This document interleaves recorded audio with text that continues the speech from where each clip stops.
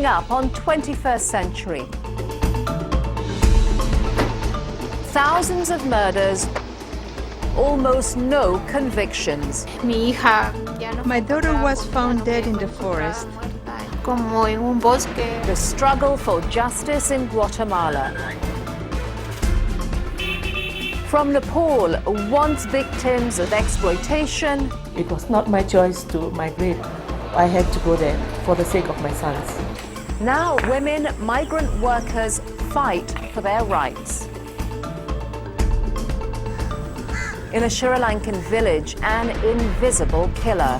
The water tasted funny and was red in color. Is the contaminated water making families sick? Hello and welcome to 21st Century. I'm Daljit Dhaliwal. Guatemala is one of the world's most violent countries.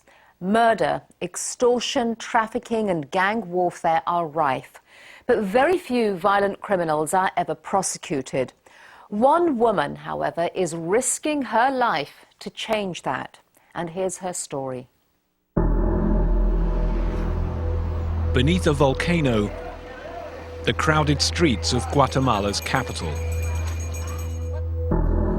And everywhere, signs that violence is never far from people's minds. Armed security guards outside clothes shops, in front of candy stores, and on buses, keeping vigil.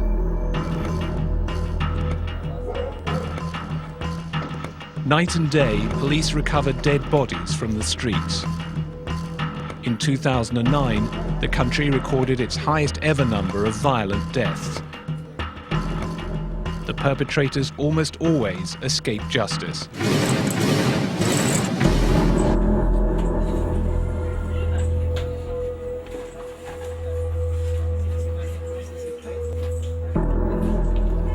This suspect has been caught, but he's an exception. Only 2% of homicides in Guatemala lead to a conviction. Human rights activist Norma Cruz has made it her personal mission to take on this culture of impunity. Today she's investigating a new murder scene, helping find evidence she fears the police may have missed. In Guatemala, the evidence of the crime scene isn't preserved. Most of the time, they take the body away. On a forest path, leaves soaked with blood. The bodies of 3 sisters, aged between 7 and 12, were found here. Their throats had been slit, and there's evidence that the oldest child had been raped. Our country is really sick. I'm tired of living in a society where anyone can gain power by doing harm. Cruz resolves to support the girl's family by launching a private prosecution, which is permitted under Guatemala's legal system.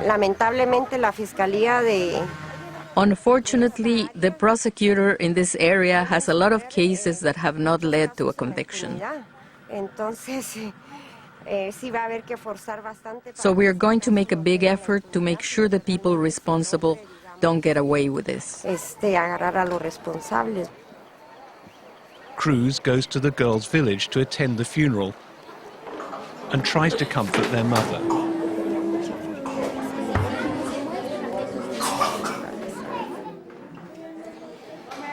Cruz's organization, called the Survivor Foundation, presses for DNA samples to be taken from the bodies.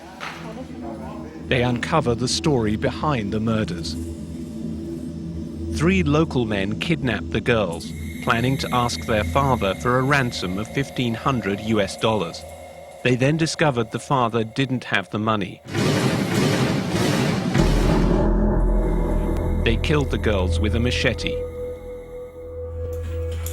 All 3 men now face trial for murder and rape. Most of the Survivor Foundation's investigations involve assaults on women, domestic violence, sexual abuse and homicide, which are all commonplace in Guatemala. Today, the foundation is a last resort for hundreds of frightened and battered women.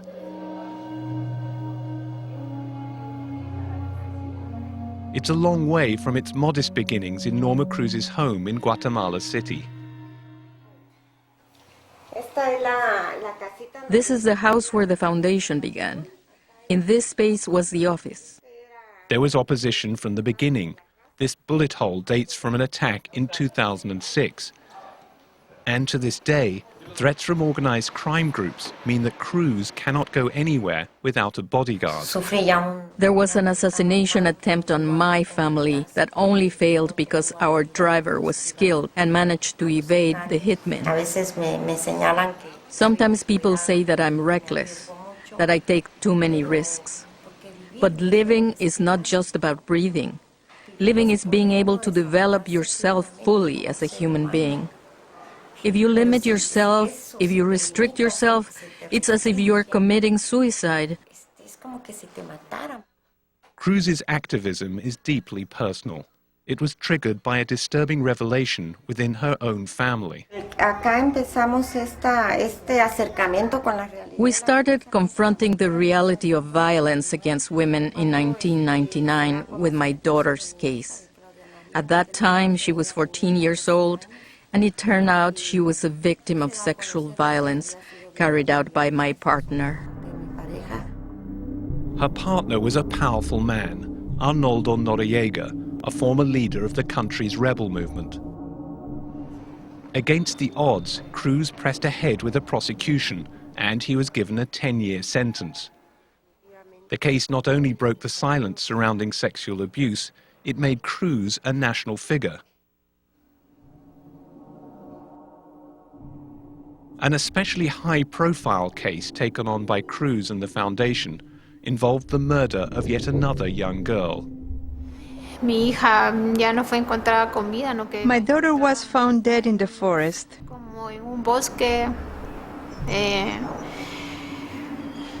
She was found naked.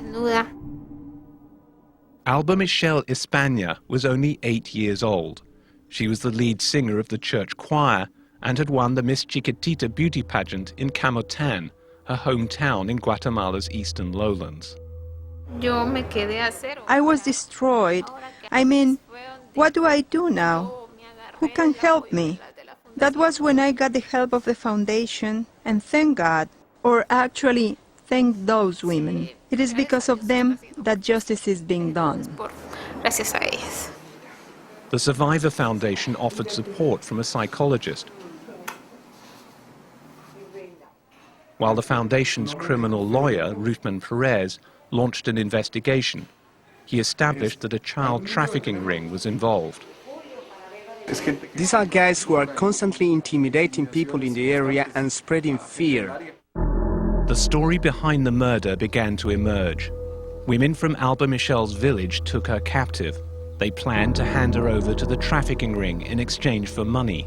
But their exit routes were blocked by villagers who suspected she'd been kidnapped. Since Alba Michelle knew her abductors and there was no way out, the women decided to kill her and dump her body in the forest. The child trafficking ring did everything it could to stop the investigation. It's obvious that the witnesses are terrified for their safety, and not just their personal safety, their family's safety, because they could be put at risk at any moment.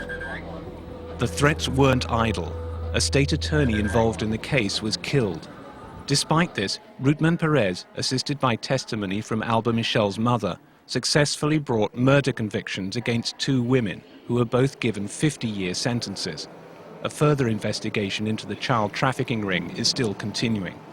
But beyond the victory in this case lies a far larger struggle against the corruption and criminality that poison every level of Guatemala society. Underground criminal networks have been established in the institutions, the ports, the airports, the public prosecutor's office, the police, the courts. Carlos Castracena heads the Commission Against Impunity, which was set up by the United Nations and the Guatemalan government. Guatemala ended a 36-year-long civil war in 1996 and has tried to build a peaceful democracy, but it has inherited very weak institutions. Nobody expects anything of them and nobody trusts them. Today, the Commission is taking on the daunting challenge of disbanding the country's entrenched array of criminals, including powerful drug traffickers. The Commission is also pressing for a radical overhaul of the country's legal system. We have asked for almost everything to be changed, and for a new law that would reform the Supreme Court and the Appeals Court. We want to make sure that the courts employ the best and the most honest judges, judges who serve Guatemala, not pressure groups, or just one of the sides in a legal case. Castracena sees a long, hard road ahead.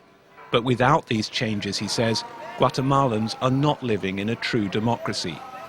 He also believes that activists like Norma Cruz can make a crucial contribution. Cruz herself recently gained recognition overseas when she received the International Women of Courage Award from the United States Secretary of State Hillary Clinton and US First Lady Michelle Obama. Even though she lives under constant threat, Cruz chooses to continue her search for justice. She believes it's a necessity, both for her and for the country as a whole. Justice is quite simply healing. It's part of the process of therapy and recovery. Everyone is always astonished that I am an optimist. I really bet on us being able to change this. And I say it's not step by step. It's case by case that we're going to change this reality.